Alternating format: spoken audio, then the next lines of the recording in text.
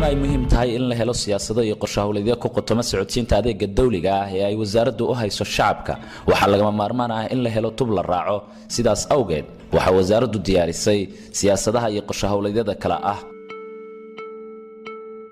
siyaasadan oo ah siyaasad qeexaysa qaabkii loo daryeeli lahaa carruurta dayacan oo ay ka mid yihiin kuwa darbijiifka ah naafada agoomaha iyo kuwa aan waalidka lahayn ayaa wasaaradda oo ka duulaysa meelmarinta qorshahan waxa ay gobolka Mudug ku daafurtay mashruuca carruurta socotada ah ee Children on the Move.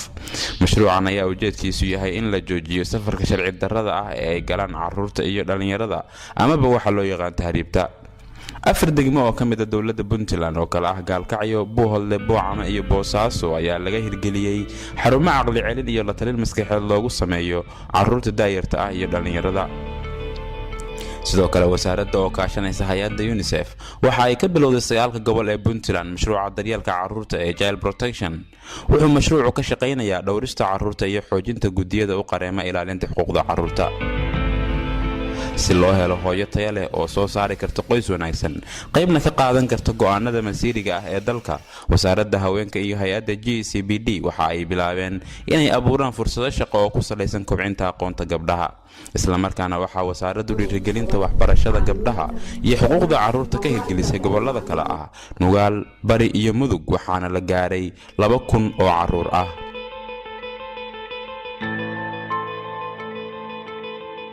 wasaaraddu waxay ku guuleysatay hirgelinta siyaasadda ka hortagga gudniinka gabdhaha oo ay dadaal dheer ku bixisay diyaarinteeda waxaana fulinteeda la gaarsiiyay dhammaan goobihii loogu talagalay ee guud ahaan gobolada Puntland si tallaabo midaysan looga qaado ciribtirka caado dhaqameedka gudniinka gabdhaha.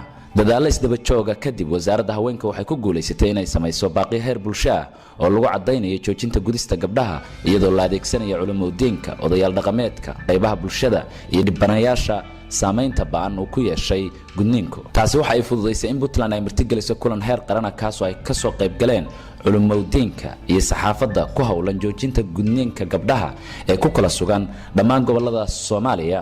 kulankan waxa la isku waafaqay in la isticmaalo raahyo midaysan marka laga hadlayo joojinta gudniinka gabdhaha. waxaan horta aad ugu faraxsanahay shir looga hadlayo tacaddiga haweenka gaar ahaan FGM-ka ama gudniinka oo doonaba ha ahaadee inay dadka caawa meesha ugu badan ay rag yihiin.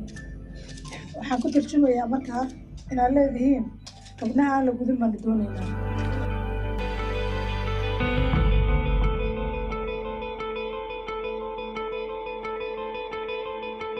wasaaradda haweenka oo ka duulaysa qorshe hawleedka ka hortagga iyo ka dabatagga tacaddiga ka dhanka ah haweenka Soomaaliyeed waxay ku guuleysatay inay xafiis cusub u furto dhibanayaasha la kulma tacaddiga si loo siiyo adeegyo joogto ah oo ay ka mid yihiin daryeel caafimaad, la talin maskaxeed iyo gargaar dhanka sharciga ah. sidoo kale si loo helo xog rasmi ah oo la xiriirta dhibanayaasha tacaddiga loo geysto waxa wasaaraddu xariga ka jirtay nidaamka maareynta macluumaadka ku saleysan tacaddiga ka dhanka ah jinsiga GBV Information Management System oo ah nidaam casri ah oo awood u siinaya wasaaradda inay si wax ku ool ah oo ammaan ah loogu kaydiyo looguna taxliiliyo xogta ay soo sheegaan dadka la kulma tacaddiga ka dhanka ah jinsiga. sidoo kale si fudud loogu ogaado dambiilayaasha kufsiga u geysta haweenka waxay wasaaraddu qayb weyn ka qaadatay hirgelinta sheybaarkii ugu horeeyay Soomaaliya oo loogu talagalay in lagu baaro tacaddiga loo geysto dumarka gaar ahaan kufsiga. wasaaradda horumarinta haweenka iyo arrimaha qoyska magaalada Gaalkacyo waxay ku daafurtay mashruuca Isnaab oo ay si wada jir ah u fulinayaan wasaaradda haweenka ee dawladda Puntland, hay'adda Save the Children iyo Tag Foundation. mashruucan oo ka shaqeynaya ka hortagga tacadiyada ka dhanka jinsiga iyo kobcinta xirfadaha haweenka ayaa waxaa laga fulinayaa degmooyinka Gaalkacyo, Bursaalax iyo degmada Galdagob oo dhammaan hoos yimaada gobolka Mudug.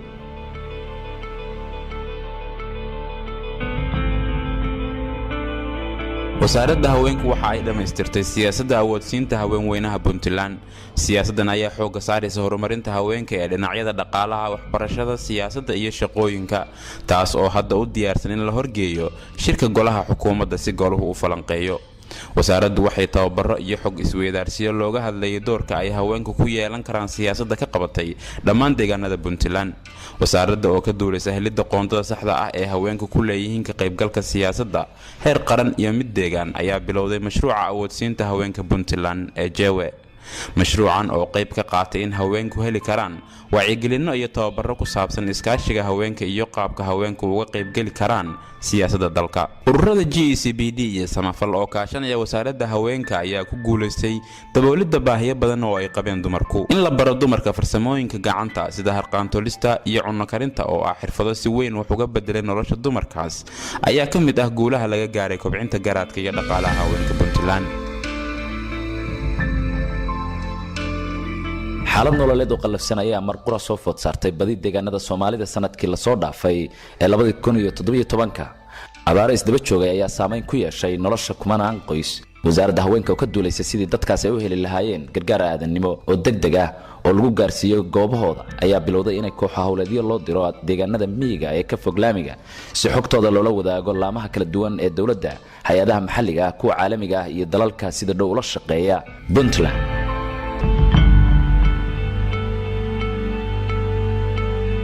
wasiirka wasaaradda horumarinta haweenka iyo arrimaha qoyska Marwo Maryan Axmed Cali ayaa safar ay ugu kuurgalaysay xaaladda guud ahaaneed ee bulshada gaar ahaan tan haweenka iyo carruurta ku dhaqan degmooyinka gobolka Bari waxa ay ku martay qaar ka mid ah degmooyinka gobolkaas. ugu horeyn wasiiraddu waxa ay booqatay cusbitaalka weyn ee degmada Isku Shuban iyadoona warbixino ka dhageysatay howlwadeennada xaruntaas. wasiiraddu waxay sidoo kale safar ku tagtay degmada Boosaaso oo iyana ay kula kulantay qaar ka mid ah ururada ka shaqeeya arrimaha haweenka iyo qoyska waxaana ay wasiiradda uga warbixiyeen xaaladda haweenka ku dhaqan degmada Boosaaso.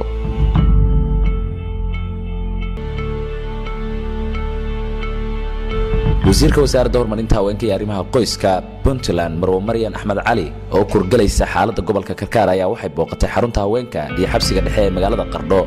wasiir Maryan Axmed Cali waxay kulamo kala gooni ah la qaadatay bulshada qaybaheeda kala duwan waxaana si isku mid ah uga hadleen muhiimada ay leedahay sidii loo horumarin lahaa loona tageyn lahaa heerka waxbarasho iyo shaqo ee haweenka deegaanada gobolka Karkaar.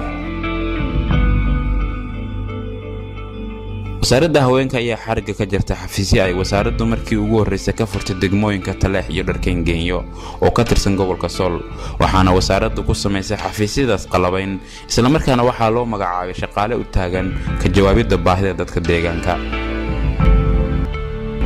wasiirka wasaaradda horumarinta haweenka iyo arrimaha qoyska Puntland Marwo Maryan Axmed Cali ayaa waxay kormeer u kurgal shaqo ku tagtay magaalooyinka Gaalkacyo, Xarfo, Bacaadweyne iyo Cagaaran oo ka tirsan gobolka Mudug. waxayna kulamo wada tashi iyo xog kala qaadasho la qaadatay dhammaan qaybaha kala duwan ee haweenka ku dhaqan gobolka Mudug. koox ka mid ah shaqaalaha wasaaradda horumarinta haweenka iyo arrimaha qoyska ayaa waxa ay 6 bilood ee la soo dhaafay qiimeyn iyo dabagal ku sameynayeen hay'adaha mashaariicda ka wada dhammaan deegaanada Puntland si loo ogaado baahiyaha deegaanadaas loona xaqiijiyo in la fuliyo hadafyadii laga lahaa mashaariicda kala duwan ee ay wasaaraddu la fuliso hay'adaha caalamiga ah iyo kuwa maxalliga ahba. iyo intii uu madaxweyne Cabdulle Maxamed Cali Gaas ku hogaamiyay xukuumadda Puntland aragtida ku dhisan isku tashiga iyo horumarinta adeegga dadweynaha waxa ay wasaaradda haweenku bilowday in ay laba jibaarto dadaalka horumarineed ee adeegyada loo igmaday. wasaaradda oo ka duulaysa aragtidaasna waxa ay hirgelisay dhismayaasha xarumaha kala ah xarunta dhexe ee wasaaradda haweenka Puntland oo loo dhisay qaab ka duwan qaababkii hore ee loo dhisi jiray dhismayaasha dawladda waxaana xusid mudan in dhismahan uu u suuragelinayo muwaadinka lixaad kale in uu si fudud ku gaari karo xafiiska uu u baahan yahay. sidoo kale waxa uu leeyahay dhismahani goob loogu talagalay in hooyada gudanaysa waajibaadka qaran ay ka hesho meel ay si guud ugu daryasho ubadkeeda. naafada Puntland ayaa markii ugu horeysay heshay dhisme casri ah oo u fududeyn doona adeegyada ay u baahan yihiin sida helidda meel loogu soo hagaago xogtooda si xiriir ay ula sameeyaan laamaha kale ee dawladda iyo hay'adaha madaxa bannaan. maanta ay tahay 8 Maarso 2018 anigoo ah wasiirka wasaaradda horumarinta haweenka iyo arrimaha qoyska waxaan halkan hambalyo uga dirayaa dhammaan haweenka Puntland si gaar ah waxaan kaloo hambalyo u dirayaa dhammaan haweenka Soomaaliya oo dhan. sidoo kale waxaan hawada u marinayaa hambalyo iyo dabaaldeg dhammaan haweenka adduun weynaha. waxaan Ilaahay ka rajaynayaa sanadkan sanadkiisa inuu nagu gaarsiiyo barwaaqo caafimaad iyo bashbash. waa mahadsantiin.